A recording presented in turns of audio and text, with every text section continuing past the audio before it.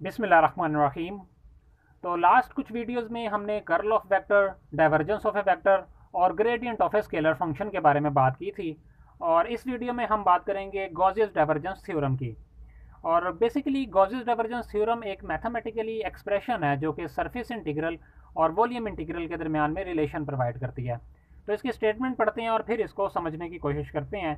The surface integral of a normal component of a vector A taken over a closed surface is equal to the volume integral of a divergence of vector A over the volume enclosed by the surface is called Gaussian divergence theorem। तो basically इस जो statement को हम थोड़े से parts में divide करेंगे और फिर इसको समझने की कोशिश करेंगे। सबसे पहले देखते हैं कि सरफेस इंटीग्रल से क्या मुराद है। तो सरफेस इंटीग्रल से मुराद कुछ इस तरह से है कि अगर मेरे पास कोई भी सरफेस मौजूद है,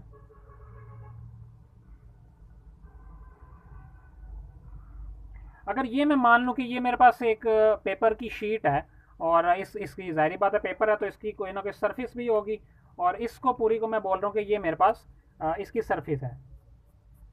अब अगर मैं मान लूँ कि ये पेपर जो है ये एक मेरे पास वेक्टर फील्ड में पड़ा हुआ है और ये मैं एक वेक्टर फील्ड मान रहा हूँ ए। तो ये मैंने बोल दिया कि ये मेरे पास एक वेक्टर फील्ड है। तो इस वेक्टर फील्ड का इस सरफेस का के साथ जो इंटीग्रेशन अगर हम फाइंड करें इसके नॉर्मल कंपोनेंट पे, और इसका नॉर्मल कंपोनेंट भी मैं यहाँ पे बता देता हूँ कि ये इस शीट का नॉर्मल कंपोनेंट इसके बिल्कुल परपेंडिकुलर होगा। ये इस एरिया, इसको मैं बोल देता हूँ कि ये एरिया मेरे पास है, उसको मैं स्मॉल ए से लिख देता हूँ, और इसको जो वेक्टर क्वांटिटी है मेरे पास जो वेक्टर फील्ड है उसको मैं कैपिटल ए से लिख रहा हूँ यहाँ पे। और चूंकि एरिया भी वेक्टर क्वांटिटी है और उसको भी मैं इस कैपिटल ए से लिख रहा हूँ। तो इस एरिया, इस ये जो मेरे पास जो वेक्टर क्वांटिटी है, इस वेक्टर क्वांटिटी का इस सरफेस, इसके सरफेस के इंटीग्रल से क्या मुराद है, बेसिकली जितनी नंबर ऑफ लाइंस जो पास करेंगी इस सरफेस एरिया में से वो ही इसका सरफेस इंटीग्रल कहलाएगा इस सरफेस के ऊपर। और उसको हम बेसिकली रिप्रेजेंट करते हैं फ्लक्स से, फाई। तो phi integration a dot d small a, तो ये हमारे पास जो है ये बेसिकली कहलाएगा इस वेक्टर का इस सरफेस के ऊपर सरफेस इंटीग्रल। तो बेसिकली सरफेस इंटीग्रल किसी भी वेक्टर का क्या कहलाता है, वो उस सरफेस में से जितनी भी नंबर ऑफ लाइंस पास कर रही होती हैं उसी की मेजरमेंट्स है, उसी की मेजरमेंट को बोलते हैं हम सरफेस इंटीग्रल। तो वो बेसिकली फ्लक्स कहलाती है। तो ये हमारे पास सरफेस इंटीग्रल है। अब यहाँ पे जो इसकी स्टेटमेंट में बात की हुई है surface integral of a normal component of a vector A, तो हमारे पास ये आ गया वेक्टर ए, इसके इस सरफेस के नॉर्मल कंपोनेंट के साथ जो हमने इसका लेना है इंटीग्रल, वो बेसिकली यही है। डॉट प्रोडक्ट से हमारे पास जो आएगा ए का कंपोनेंट वो इसी के अलोंग होगा, इस एरिया के नॉर्मल के बिल्कुल अलोंग होगा। और फिर उन्होंने बोला कि taken over a closed surface, और क्लोज सरफेस ये मेरे पास एक ओपन सरफेस है। ये जो मैंने ये सरफेस मानी हुई है ये ओपन सरफेस है। अगर मैं मानूँ कि यहाँ पे एक मेरे पास बॉक्स पड़ा हुआ है,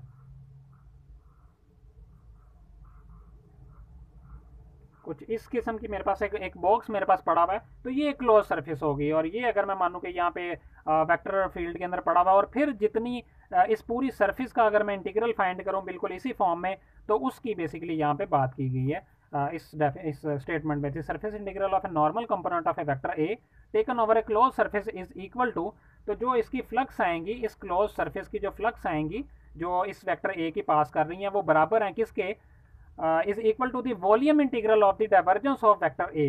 तो डाइवर्जेंस चूंकि हम पढ़ चुके हैं, डाइवर्जेंस बेसिकली क्या है, किसी भी क्लोज सरफेस के अंदर से जितनी भी वेक्टर फील्ड जो है जनरेट हो रही है या ख़त्म हो रही है उसको हम बोलेंगे उसकी डाइवर्जेंस। तो ये जो क्लोज सरफेस मैंने इस जगह पे रखी हुई है इस वेक्टर फील्ड में, तो उस वेक्टर फील्ड में जो डाइवर्जेंस है, इस वॉल्यूम के अंदर जो डाइवर्जेंस है इस वेक्टर फील्ड की, उसके वॉल्यूम इंटीग्रल के बराबर होगी। तो ये जो है इसको अगर हम देखें तो ये जो स्टेटमेंट मैंने यहाँ पे ऊपर बोली वो कुछ यही लिखी हुई है, surface integral of normal component of vector a is equal to the volume integral of divergence of a. तो जितनी भी डाइवर्जेंस है उस वॉल्यूम के अंदर उस वेक्टर फील्ड की वो बराबर है जो सरफेस इंटीग्रल है नॉर्मल कंपोनेंट ऑफ ए। और इसको मैथमेटिकली अगर हम लिखें तो मैंने बोला अभी कि सरफेस इंटीग्रल जो है वो हमारे पास वो बेसिकली फ्लक्स के बराबर है, उसका फॉर्मूला ये है। और यहाँ पे क्या है, यहाँ पे है volume integral of divergence of a.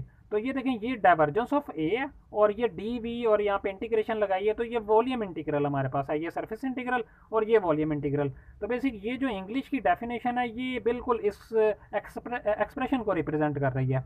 तो ये हमारे पास जो है इसको बोलते हैं गॉसेस डाइवर्जेंस थ्योरम। तो इसको अब प्रूव करते हैं कि ये क्वांटिटी को अब हम करेंगे, प्रूव करेंगे कि ये इसके इक्वल है।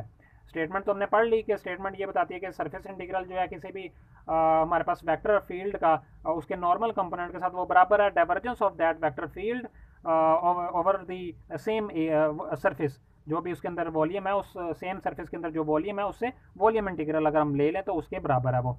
अब इसको प्रूव करते हैं कि ये दोनों एक दूसरे के इक्वल हैं।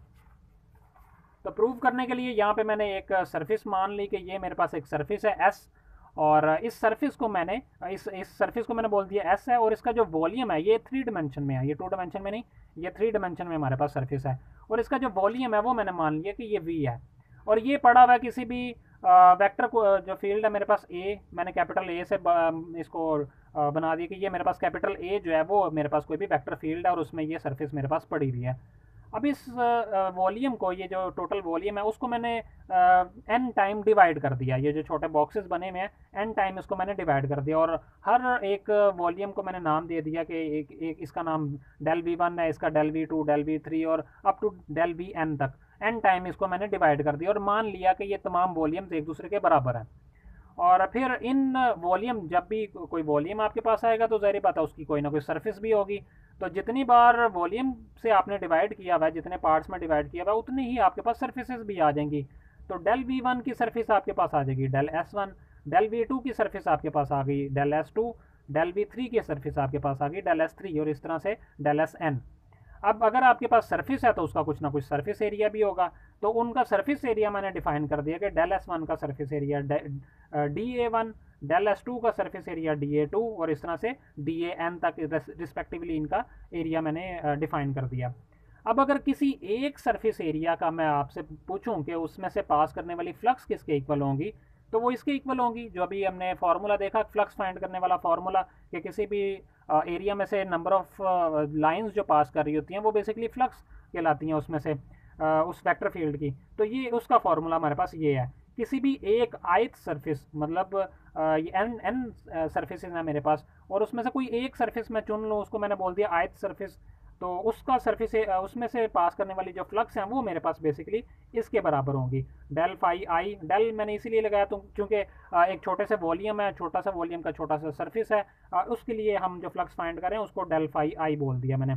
तो ये एक सरफेस का हमारे पास आ गई फ्लक्स, और टोटल फ्लक्स अगर मैं फाइंड करूँ तो तमाम जितने भी छोटे छोटे हमारे पास सरफेसेस हैं उन तमाम सरफेसेस की अगर मैं फ्लक्स ऐड कर दूं तो वो हमारे पास क्या हो जाएगा, वो टोटल फ्लक्स हो जाएंगी। तो टोटल फ्लक्स के लिए हम क्या करेंगे, तमाम सरफेसेस की जो फ्लक्स हैं वो ऐड कर देंगे। डेल फाई वन जो है वो मेरे पास फर्स्ट सरफेस की फ्लक्स होगी, डेल फाई टू मेरे पास सेकंड सरफेस की फ्लक्स होगी, डेल फाई थ्री मेरे पास थर्ड सरफेस की फ्लक्स होंगी, ऐसे ही एन तक। और इन इस ये चूंकि एक पूरी सीरीज चल रही है 1 से लेके एन तक, इसको मैं समीशन के फॉर्म में लिख सकता हूँ। आई को मैंने बता दिया 1 से लेके एन तक ये जा रहा है, और इसको हम डिस्कस कर चुके हैं पहले कि समीशन किस तरह से ओपन होता है, क्लास में हम इस पर बात कर चुके हुए हैं। अब यहाँ पे डेल फाई आई की वैल्यू जो अभी हमने पीछे देखी उसको मैं यहाँ पे पुट कर रहा हूँ। ये जो डेल फाई आई की वैल्यू है मेरे पास, इसको मैं यहाँ पे नेक्स्ट जो पेज पे हमारे पास ये आई हुई है, इस यहाँ पे मैंने इसको पुट कर दिया, और ये मेरे पास टोटल फ्लक्स आ गई सरफेसेस में, ये आ गई मेरे पास। यहाँ में मैंने डेल वी आई से डिवाइड भी कर दिया और मल्टीप्लाई भी कर दिया। तो डिवाइड और मल्टीप्लाई करने से मेरे पास जो आ गया वो ये आ गया, ये यहाँ पे मल्टीप्लाई कर दिया और यहाँ पे डिवाइड कर दिया मैंने। अब मल्टीप्लाई डिवाइड करने के बाद मेरे पास जो आएगा कुछ, उसके बाद मैंने यहाँ पे दोनों तरफ लिमिट लगा दी, del we I approaches to zero. जो भी मतलब लिमिट अगर हमने लगानी है तो बराबर के दोनों तरफ हम सेम काम कर सकते हैं। तो मैंने दोनों तरफ लगा दी, इस तरफ भी और इधर। यहाँ चूंकि कोई वॉल्यूम नहीं है तो यहाँ पे लिमिट खत्म हो जाएगी, कोई वॉल्यूम ही नहीं जिसके ऊपर लिमिट लगे। यहाँ पे चूंकि वॉल्यूम मौजूद है तो यहाँ पे हमारे पास लिमिट इस पार्ट पे लगेगी। और यहाँ पे अब एक चीज़ समझने वाली है वो ये है कि ये लिमिट इसके ऊपर भी लग रही है डेल वी आई, इस डेल वी आई के ऊपर भी लग रही है, और इस समीशन के ऊपर भी लगेगी, क्योंकि आई की यहाँ पे जो इंडेसेस है वो जो है समीशन इन्वॉल्व है उस आई के साथ। तो अब देखते हैं कि लिमिट जब इन चीज़ों पे अप्लाई होगी तो फिर इसकी फॉर्म कैसी हो जाएगी। तो जब भी लिमिट समीशन के ऊपर अप्लाई होगी तो del we I approaches to zero जब भी इस मिशन के ऊपर अप्लाई होगा तो ये कन्वर्ट होगा इंटीग्रेशन के अंदर, ये इंटीग्रेशन के अंदर कन्वर्ट हो जाएगा। और जब भी लिमिट अप्लाई होगी हमारे पास del we I approaches to zero apply होगी डेल वी आई के ऊपर, इस पार्ट के ऊपर जब भी अप्लाई होगी तो ये कन्वर्ट हो जाएगा डी वी आई के अंदर, ठीक है। तो डी वी आई के अंदर या सिंपल आप इसको डी वी भी बोल सकते हैं। तो ये जब लिमिट आप इसके ऊपर अप्लाई करेंगे तो ये इसमें कन्वर्ट हो जाएगा, जो समीशन है वो इंटीग्रेशन में कन्वर्ट हो जाएगा। और यहाँ पे जो लिमिट है इस डेल वी आई की, इसके साथ लिमिट एज इट इज़ अभी हम लिख देंगे। लिमिट इस पर भी अप्लाई कर दी अलग से, इसके ऊपर भी अलग से अप्लाई कर दी, और इसके साथ आप लिमिट अभी लिख दें। और इसके साथ जब आप लिमिट लिखेंगे तो आपको एक क्वांटिटी जो हम अभी प्रीवियस वीडियोस में पढ़ चुके हैं वो आपके पास कुछ इस फॉर्म में आ जाएगी, limit a dot d a divide by del b, और del b approaches to zero. और ये बिल्कुल सेम वही चीज़ आपके पास आ जाएगी यहाँ पे लिमिट जब आप इस इंटरनल पार्ट के ऊपर अप्लाई करेंगे। और ये इंटरनल पार्ट के ऊपर जब लिमिट अप्लाई करें वो बराबर है डाइवर्जेंस ऑफ ए के। तो मतलब जब इस पार्ट के ऊपर लिमिट अप्लाई होगी तो वो बन जाएगा डाइवर्जेंस ऑफ ए, इस पार्ट के ऊपर लिमिट अप्लाई होगी तो वो डी वी बन जाएगा, समीशन के ऊपर लिमिट अप्लाई होगी तो वो हमारे पास इंटीग्रल बन जाएगा। तो इसके ऊपर ये लिमिट अप्लाई करने से ये पूरी क्वांटिटी मेरे पास इसमें कन्वर्ट हो गई। अब ये फाई क्या था, फाई मेरे पास था जो सरफेस इंटीग्रल जो शुरू में हमने बात की, और वह सरफेस इंटीग्रल हमारे पास इसके इक्वल था। अब सरफेस इंटीग्रल फाई की अगर मैं वैल्यू यहाँ पे पुट कर दूँ तो वो ये आ जाएगा, और ये हमारे पास है गॉसेस डाइवर्जेंस थ्योरम, और ये प्रूव हो गया। हमने क्या लेके चले, हम फाई हम लेके चले और वहाँ से हमने उसको प्रूव कर दिया कि फाई बराबर है डाइवर्जेंस ऑफ वेक्टर फील्ड के वॉल्यूम इंटीग्रल के, और फाई चूंकि खुद से बराबर होता है सरफेस इंटीग्रल के, तो इस तरफ हमने सरफेस इंटीग्रल लगा दिया और ये गॉसेस डाइवर्जेंस थ्योरम हमारे पास प्रूव हो गया। तो इसके कमेंट में आप मुझे ज़रूर इसकी फ़ीडबैक दीजिएगा ताकि मैं मज़ीद जो वीडियोज़ हैं उसको इम्प्रूव कर सकूं।